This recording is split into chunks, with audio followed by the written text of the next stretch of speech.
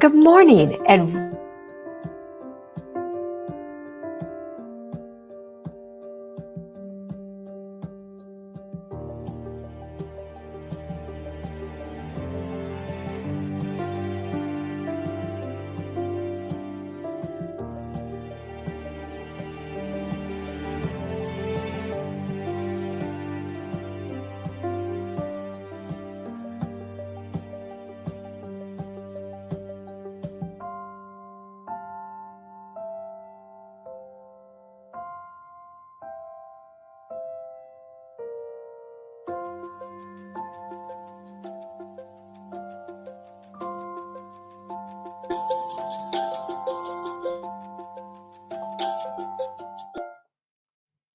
good morning and welcome to AARP Michigan's Learn a Latte. I'm Lisa Dedden Cooper and I am Manager of Advocacy with AARP Michigan, and I want to welcome you to this program. We're glad to have you with us on this cold Michigan morning. Our Learn a Latte series, if this is your first time joining us, is our virtual program that we hold on the first and third Wednesdays of each month at 10 o'clock. And it's a virtual world these days, so you got to bring your own latte or coffee or whatever warm beverage you want. But we hope you'll sit back and think and share. This is a live program and it's an interactive program. So we'll be on Facebook and YouTube. And as the program goes along, please feel free to put your comments in the chat box and questions. We'll have a time for questions and answers later on in the program today. But today we have a very special program and a very special guest. AARP, as you probably know, is committed to working to address racial injustice and disparities across our work in our legislative advocacy, in our legal advocacy program services, and in helping with conversations like today. Issues of racism in America have haunted our nation for a long time. And to some of us, it feels like these issues have recently surfaced in a way that we haven't seen before, or not in a long time. But we know discrimination of any kind corrodes our communities and our society from the inside out. So I'm excited for us to be joined today by Keishan Newton of Grand Rapids, Michigan. And she's here today to help us jumpstart some conversations in our lives, to help take us on a journey from racial hurt to racial healing. Keishan describes herself as a master storyteller with an extraordinary calling to heal the underserved and underrepresented through ordinary conversations. She received her bachelor's degree from Michigan State University and her master's degree in organizational leadership from Cornerstone University.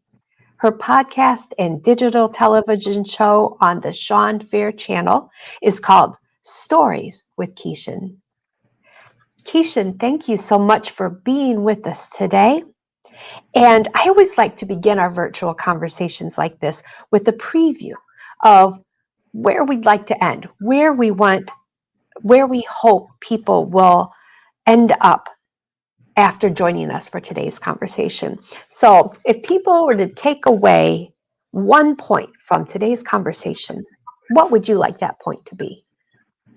Well, first of all, Lisa, thank you so much for the opportunity to share through storytelling. So I am honored to be here and be before you as we talk about racial hurt, racial healing. And if there's one thing that I would say would be the takeaway from today's conversation and storytelling is to be more mindful, to provoke some thought, to take an introspection of what can we do as individuals to positively impact what racism looks like or shouldn't look like, or how we move beyond racism.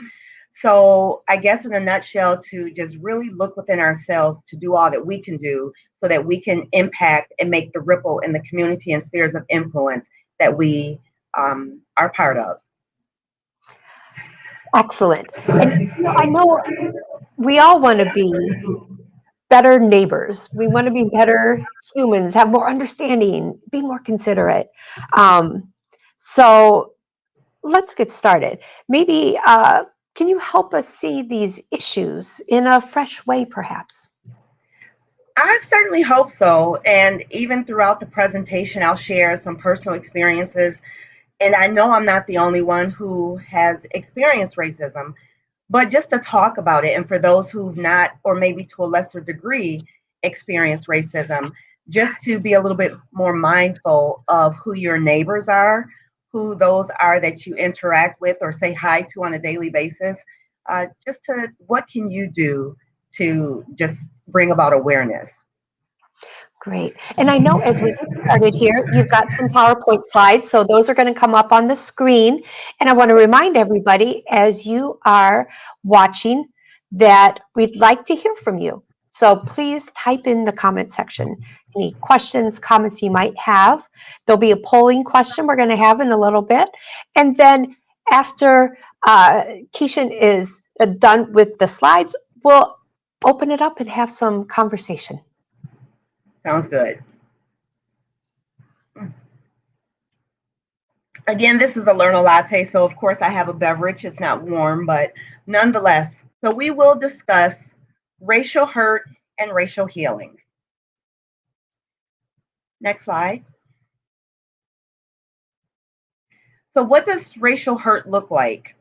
And these are just some suggestions, some experiences, emotions that I've felt, that I've experienced. There's tears, fear, anger, frustration, hopelessness, and those microaggressions, those unconscious biases. And there's others that I'm not even mentioning. That's a little bit of what it looks like. Next. So just imagine looking at these four beautiful babies. They are touching each other, they are engaging with each other. You know, maybe one is the leader now, and that may all change. But this is really where it all begins when we talk about racial hurt and racial healing. And so it's going to sort of become full circle as we go through the presentation. But just look at those beautiful faces. Next slide. So in Michigan, and actually, if you make a comparison across the nation, hate crimes in Michigan, Michigan is has the fourth highest number of hate crimes that are reported. Just be mindful of that, of reported hate crimes. There are a lot of crimes or hate situations that people experience that go unreported. So we have California first, New York, Ohio, and then Michigan. And keep in mind, none of these are southern states. So Michigan has the fourth highest number of reported hate crimes. Next slide. So let's just take a step back in time. Again, I'm a storyteller, so I like to share stories. So let's just take a step back in time. So I've been reading this book about the migration of African Americans to the North. And this picture was taken in the 1920s. This is a picture of my grandma and my grandpa. They migrated to Grand Rapids, not in the 1920s, but in the 1950s. Next slide.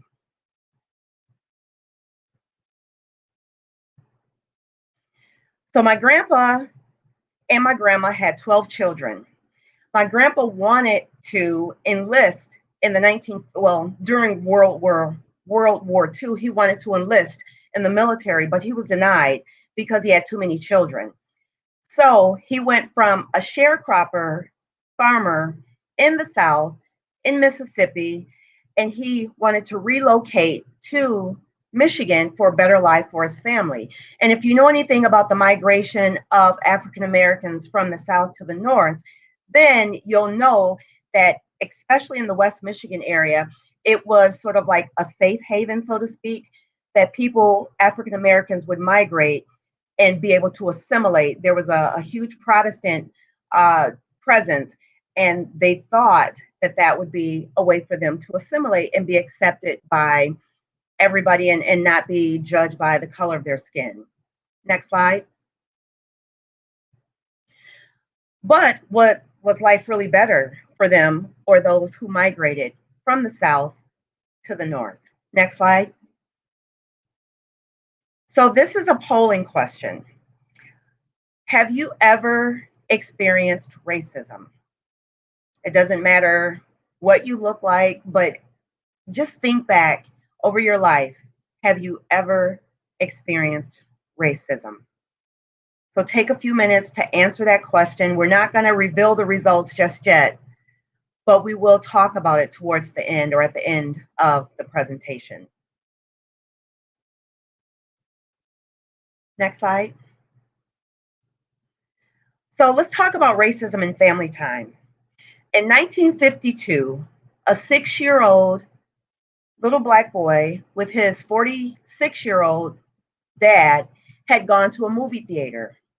And at that time, and this is in Michigan, at that time, they were told, you can only sit in the balcony. You are not allowed to sit anywhere else. Next slide. In recreation, there's racism. So in 1986, a 17-year-old Black female was on her way to the first football game of the season.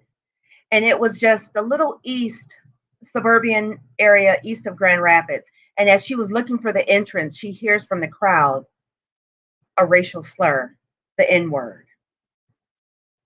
Next slide. In dining and employment. So in 2014, a 16-year-old Black female was told by her newly hired white female, and they were classmates, that a local pizza franchise was hiring. And so she brought her home an application and gave it to her. And her Black friend gave it back to her to take to the place. She was contacted, the Black female was contacted for an interview. So she was really excited. So she gets there where they hadn't seen her at all. They see her for the first time. And she said, oh, I'm sorry, we're no longer hiring. Next slide. So, till death do us part.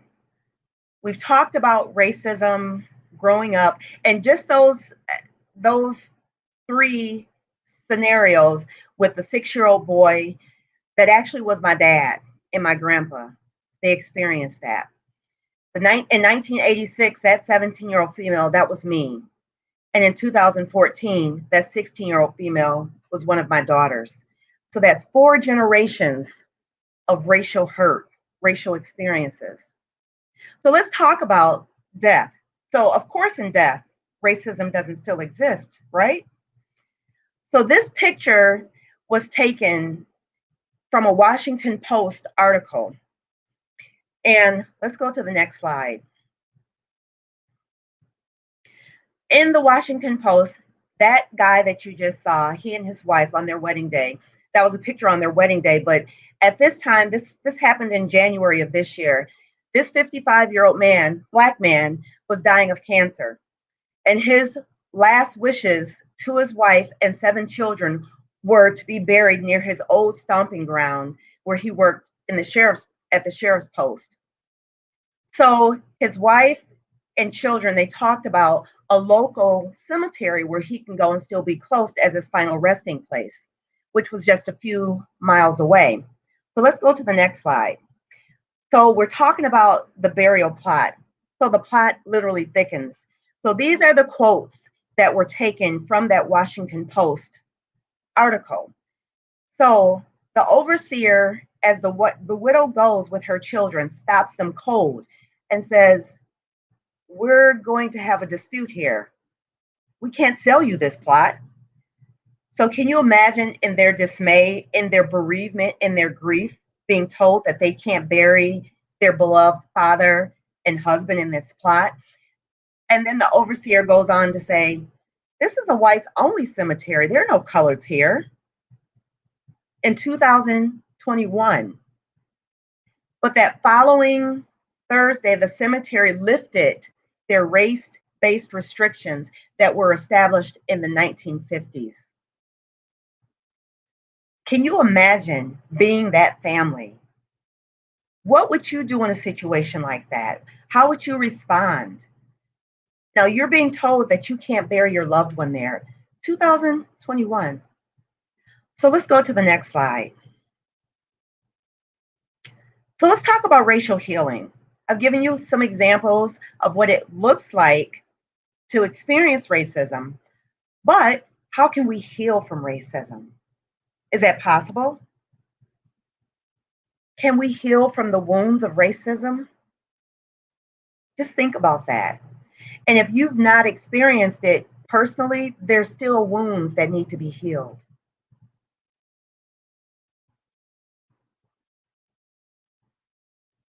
So let's go to the next slide.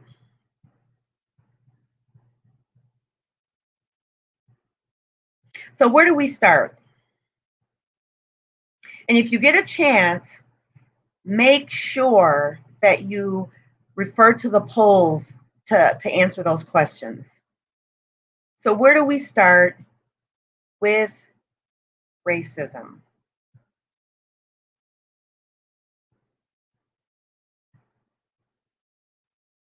So let's talk about our children. Remember that picture of those beautiful babies in the beginning? They were all just looking happy or looking curious about what was happening. We can teach them about racism. And I'm not going to get into the details of, the definition of a microaggression or what unconscious bias looks like. We know what that looks like. But we have a responsibility to teach. So talking about racism can be done at home, in schools, in our places of worship. And if you just read those 3 boxes, selectivity based on ethnic differences is not present in the first days of life, but learned within the first 3 months of life. Avoiding conversation about race only encourages prevalent stereotypes to remain unchanged. And with sufficient reasoning and positive information, negative implicit attitudes about people can be unlearned. So let's go to the next slide.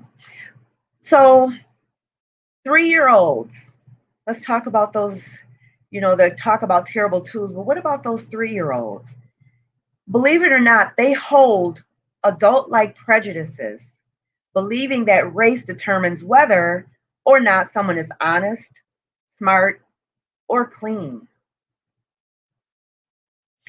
Anti-racism is a process of unlearning, co-learning, engaging, and enacting. So as children get a little bit older, by the time they start kindergarten, children begin to show many of the same implicit racial attitudes that adults in our culture hold. So where are they learning this from?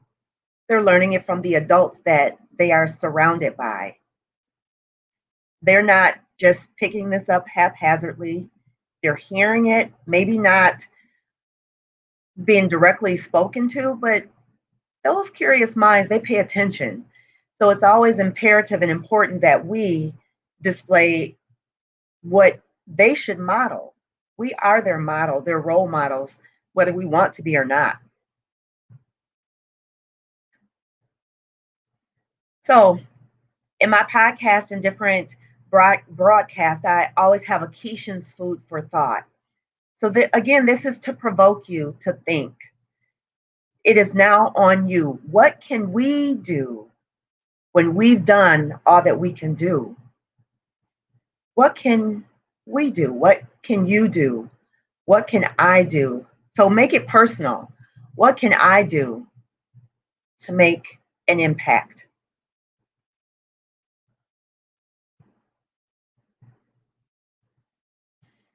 We can teach ourselves.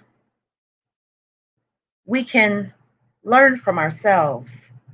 learn for ourselves. We can educate. And I've been involved with different types of equity and diversity programs, teaching middle school and high school kids about, what it looks like, or exposing them to what racism looks like when it's multicultural cultural students interacting together, just so that they know what it feels like. But we have a responsibility. And I like to give this example. I worked at this place, and the highest person in the leadership, it was a business, so I can't say he was the owner, but he happened to be a middle-aged Caucasian male. And this particular morning, I was standing by the coffee area in the mailroom area, and he comes over to me after a meeting, and in his hand, he had his teacup and his little espresso cup. And he says to me, "Hey, Keishan, would you like some espresso?" And I'm not a coffee drinker. So I said, "No, no, I'm good. Thanks." And without missing a beat, he says, "It'll straighten your hair." And I said, "Excuse me?" And he said, "It'll straighten your hair." And there happened to be, to the left of, behind the gentleman, another middle aged Caucasian man. And he gasped as if to say, "What?" Was that a teachable moment? Absolutely. Did I act? I didn't.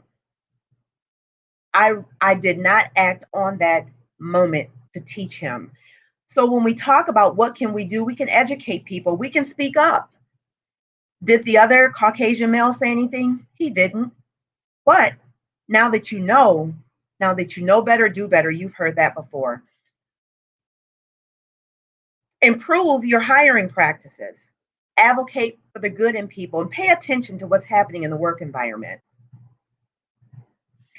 And then if all else fails and you have a business or you want to make a suggestion, maybe you can hire a consultant who specializes in that area about identifying what's happening in a work environment to make sure that diversity, equity, and inclusion are being established. So next slide.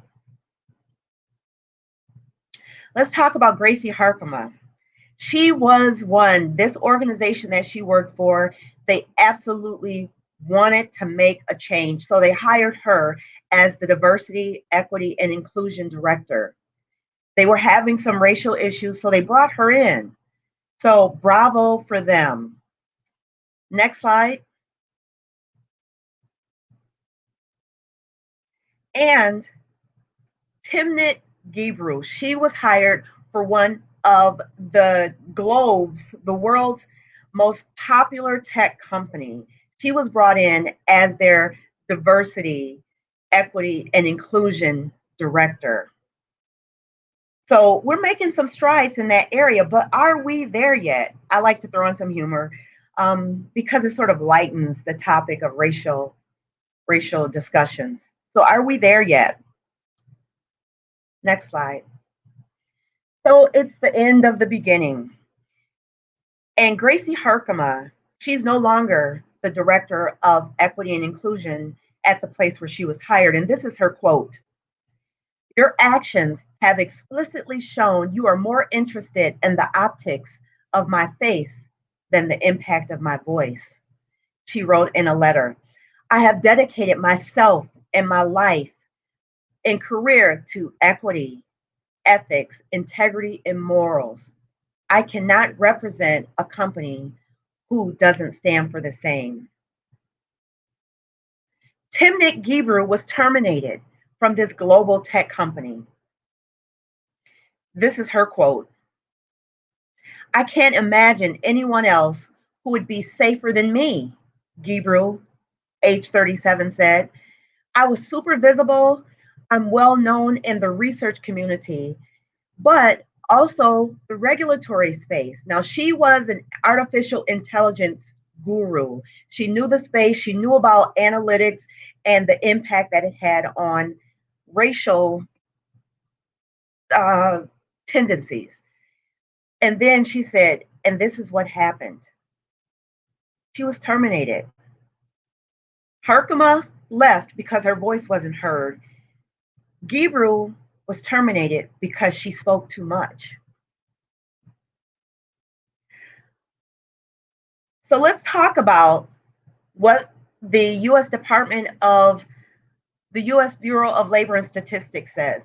Between January 1972 and December of 2019, and all of us were born alive during that time. And other than during the aftermaths of recessions, the African American unemployment rate was at or above twice that of whites. Think about that. So I gave the examples. I gave 4 generational situations that my family has experienced. Even bringing in people that are experts in their areas didn't make a change. If you look all the way back to the creation of time, there was good and there was bad. So will it ever change? I don't know. But we have an obligation. And in the words of Maya Angelou, if you don't like something, change it. If you can't change it, change your attitude. So what's next? Is it possible for racism to become extinct? Again, good and bad has always existed. Racism is a bad. Will it become extinct? Next slide. I don't know. But it starts with me and it starts with you. You have a responsibility to speak up for what's right. You have a responsibility to make a change. So, what are some examples of some things you can do to make that ripple? I talked about just tying it all together, making that ripple effect in your community, in the spaces that you're in, the areas, the people that you can influence. What are some examples that you can do to make a ripple effect?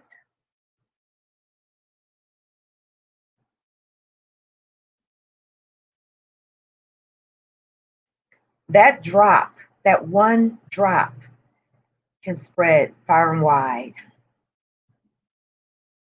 It's really up to you. Next slide. So this is the time that we open up for questions and comments. Thank you so much. Thank you, Keisha. That was excellent and really some things to make us all think. I see we have a lot of comments that have come in and questions. We have the results of those couple of polling questions. So the first question we had asked folks is, have you experienced racism? And we got 94% of the people who responded said yes. So Oh, wow. 17 people said yes, one person said no, of just the people that responded on this Facebook poll just now. And then that second question, what do people think? Can we heal the wounds of racism? On this one, 21% said yes, 5% no, and 74% said maybe. So a lot of Yeah. work, and we really don't know. I think most of us we don't know. One question that came in, I see. So, as you described, you've had 4 generations of experience with racism. Where do you see some progress being made, the most progress being made? I think awareness, and I think it's in ebbs and flows. Even the example that was given by the U.S. Bureau of Labor Statistics, it's in ebbs and flows. And I think it's what's happening, what's current, what's happening in society that impacts what happens. Because I remember growing up in the 70s and 80s, life was great until that one incident that happened to me as I was on the way to the football stadium. And I was like, okay, that was a isolated incident. But you learn that you can't control people. And I think that's the biggest thing when you own you and your actions and the people that you around as they watch, the young people watch you behave, that's where the impact is made. So I don't know that it ever goes away, but in terms of what I've done, I've I've learned that it's not a reflection of me, it's really a reflection of the person. So, what you said, one comment that just really spoke to me, you said, life was great until it wasn't, until you had that incident that just hit you. Um, and I think a lot of time people look back to the past and they say, oh, it was better back then, but it wasn't necessarily better for everybody. Yeah. Yeah. Yeah, so a lot of comments that we've got coming in here, a lot of good discussion in the comment section underneath the screen here. Yeah. One question that I've heard people raise um, is it racist just to talk about race? So, if we want to be a colorblind society, some people will say they don't see color, and that's talking about race itself is racist. What would you say to that? Well, I think because I've heard people say, "Well, why do we have to see color?" Well, because it is color. There is color. There are differences, and it's not to ignore, because I don't want to be ignored because I look the way I look, or I speak the way I speak, or I grew up the way I grew up. Just accept it and celebrate those differences. And I recently, in one of my podcast interviews, I was talking to somebody. I said, you know what? There's so many blessings to go around that we don't have to be selfish. Celebrate those people. Celebrate people and their differences instead of trying to make somebody fit in the box. We don't all fit in the box. We are individuals. We all have gifts and talents that we're created to share with everybody. Just imagine if everybody was the same. If everybody was the same, then the eye couldn't perform the function of sight and the ear couldn't perform the function of hearing. We're different. We're all different. And that's how we're supposed to be. And that's what makes us all unique in this country and society and the world. So another question that we have in the comments here from Brenda, you talked about things that people can do. What is a step you can take? What if you try to do that? What if you say something but people don't want to hear it? You're going to get that. People are not going to want to hear it. Um, but that doesn't mean you give up. And maybe it's not that person at that time. And until you hear the old saying, walk a mile in my moccasins. And until you experience those situations, that's why I'm a storyteller. That's why I share stories, because then people can relate. Has anybody ever gone to a movie theater? Yes. Has anybody ever gone to a sporting event or out with family? Yes. Has anybody ever applied for a job? Absolutely. But did you experience what I experienced? I think it was the book or the movie To Kill a Mockingbird, when the guy was on the witness stand and you had to make it tangible. Even Xavier Tillman, when he was talking about when Michigan State last year, not this year, but when they had to play Duke and he had to compete against Zion Williamson, he said he had to make him tangible. He had to make him human. So we need to make these situations human. If we don't make them human and they're not tangible, then of course that doesn't exist, because if it doesn't happen to me, it doesn't exist. So another question in chat, I think this is from Lenoria.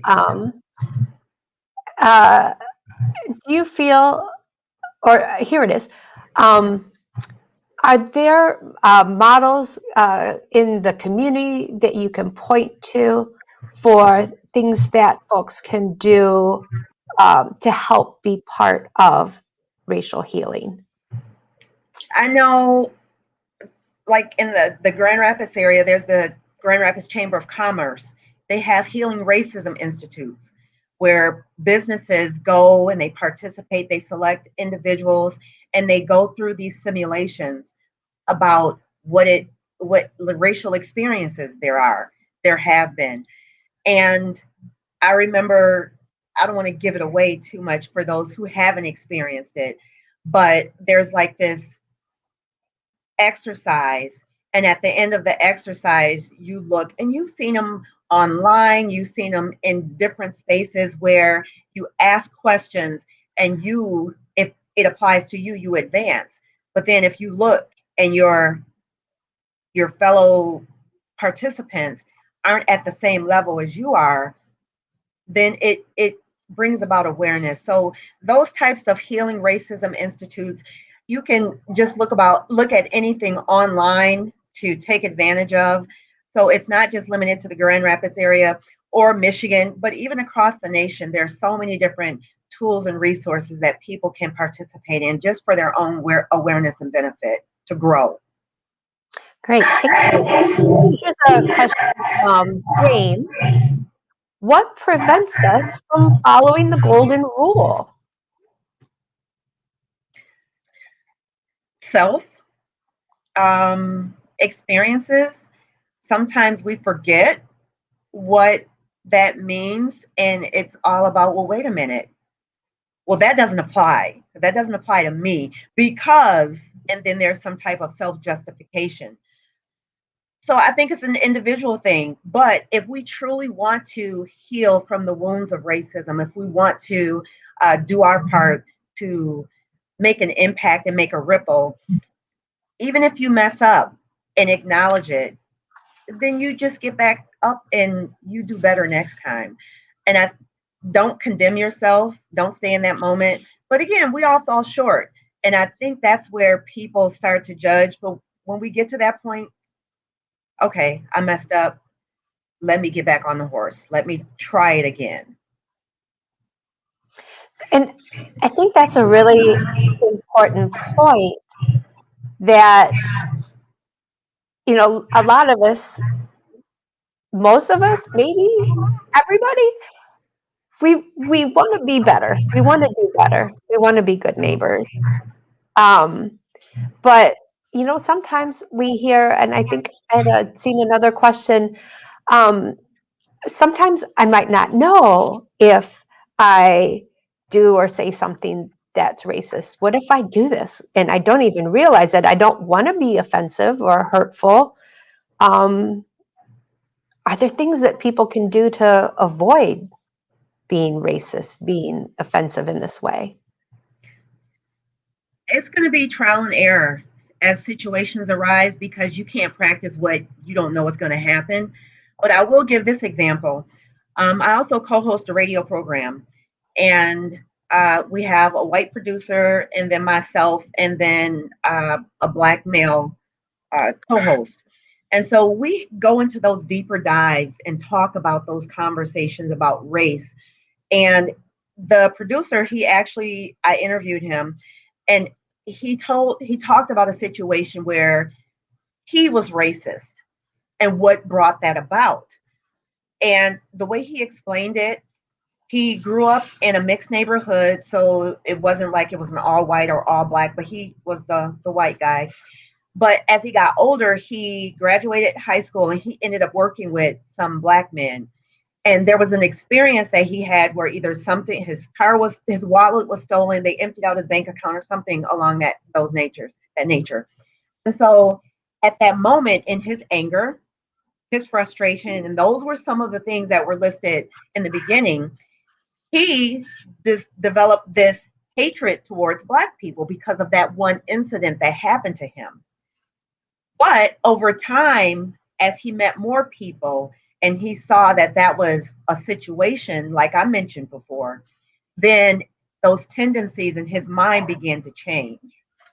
So it's all situational, but for people who really want to change, and sometimes, and I'm in all full disclosure, sometimes it can be over the top. Okay, stop, wait, I can't teach you everything. But again, if you hang out with people, you eat, you visit their homes, and you've heard all these things. Again, what I'm sharing is nothing new, but as a refresher, Have those conversations. Go visit. If you only have one Black friend, well, now make two.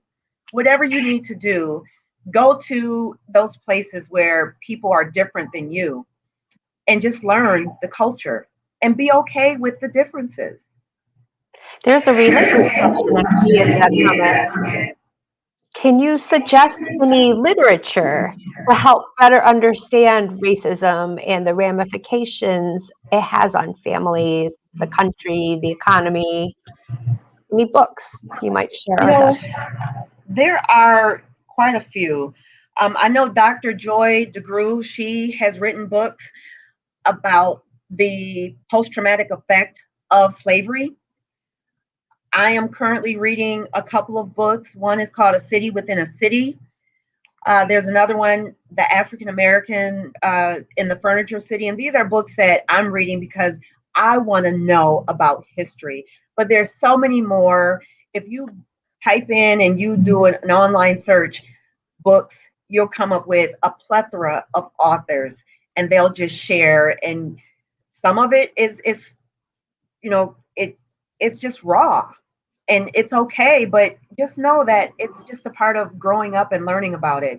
And there was a book, um gosh, I can't think of it, and I've read it and I'm sure others know about it, where this guy, it was in the 50s or 60s, he was a white man, he painted his face, or Oh, Black Like Me. yes, Black Like Me. And just Mhm. for him to experience life as a Black man, I mean, there's so Yeah, many different books, and that was a true account. And I was yeah. blown away when I first read that. So there are so many books that are available. Um, I that remember when I was are, a kid, I read Octavia Butler's book, Kindred. And Mhm. that was, I think, maybe the first experience I had. Um, I don't know if you remember that, if folks have read that, who are with us on Facebook here. But it was a modern woman who went back and lived in the body of her ancestor who was a slave. Another book that I've been reading, and it's a it's a hard book to get through, but it's really eye-opening, and it's called White Fragility, I've heard of by that. Robin DiAngelo. And the concept is she digs into why is it so hard for people to talk about racism and white people in particular, because it's a hard concept, it's an uncomfortable concept. So lots of opportunities for reading and learning are out there. Yeah. But to that, the reason, and this is my opinion, the reason I think it's difficult for non-Black people or people who experience racism to talk about, because it can be a projection of guilt, perhaps, and it's almost unfathomable. That didn't really happen, but yeah, it did happen. And who wants to experience the pain all over again? And watch Roots. I remember watching Roots as a child, Mhm. and that was traumatic for me. And my kids are like, I don't want to watch that, and I don't blame them because Yeah. I don't need to see. And just to put things in perspective, even like the George Floyd and those different videos, I don't want to I don't want to see them because I already know the outcome. So I don't need to experience that over again. I don't need those memories, so I don't. Mhm. Mhm. So one final question I see we have in the chat, um, and this is an interesting one that came in. Who needs to initiate the process of racial healing? The person that was hurt, or the person or the group who inflicted the hurt? Because I've also worked in human resources, if somebody does something to you and you don't say anything, it perpetuates. So I think it's incumbent on the person who experienced the racism to share. And I give the example of the 24-hour rule. I have children, they've been involved in sports, cheerleading, volleyball, basketball, baseball, soccer, you name it, they've done it. And one of the things that all of their coaches would share is if you have something you want to discuss, wait until 24 hours later. That gives you the opportunity to Kind defuse, of. to take the emotions out of it and process what happened, so that when you're ready to address it, you go back and talk to that person with less emotion. And that doesn't mean that the emotion won't come back, because the hurt is there. So you don't just wake up the next day, oh, yeah, I'm not hurt anymore. The hurt is still there. But I think that diffuses it, and you can talk about it and maybe jot down some things and go talk to that person. Now, again, with the two examples with Herkimer and um, Gabriel, maybe there's an impact and maybe it's not. Maybe it's temporary and maybe it's long term, but it is definitely incumbent upon that person to share. I missed an opportunity when I gave my example about the espresso, but I won't miss any more. Mhm. I said one more question, but actually I see we did have one that I missed, and I apologize for that. I think it's from Cameron. What can people of color do personally to heal? Um, People Yeah. your daughters healed from racial trauma. It's a process. And the reason I say that is because it wasn't, I gave the one incident, but then I gave another incident before I die. I gave the example with the husband and wife. There will be another incident. So when I can remove the affliction from the person, it's something within them that they haven't come to terms with, where they feel threatened, they feel angry about a misconception. You know, I have to separate that and know that they are human. I gave the example about Xavier Tillman and, his being fearful of competing against Zion Williamson. You have to make them human and know that the emotion and the person, although the emotion is coming through the person, there's something that's triggering it for them. Where did that come from? Were they taught this? And how do you unlearn it? Because those are some things that we talked about as well, unlearning those behaviors. Well, Okay. excellent information. Thank you so much, uh, Ms. Keisha Newton, who's joined us today for this important discussion. I want to remind everybody that the recording of this will be available on our Facebook page and our YouTube page. So you can watch again, you can share it with others that you think might be interested in seeing it as well. We've got another upcoming event that you might be interested in, which is going to be on February 23rd. You can see along the ticker at the bottom a description of that. You can find out more information on our AARP Michigan Facebook page about that. But it's going to be a lunch and learn with Source Booksellers, and that's an African American bookstore, and they feature a broad range of authors on African American history, but also other things, LGBTQ history, authors, things like that as well. So that sounds really interesting. Again, thank you everyone for joining us today for this important discussion. I hope that it will help us all to spark some thoughts and spark some conversations in our own personal lives moving forward. So we appreciate you. Thank you for being with us. Have a good rest of your day.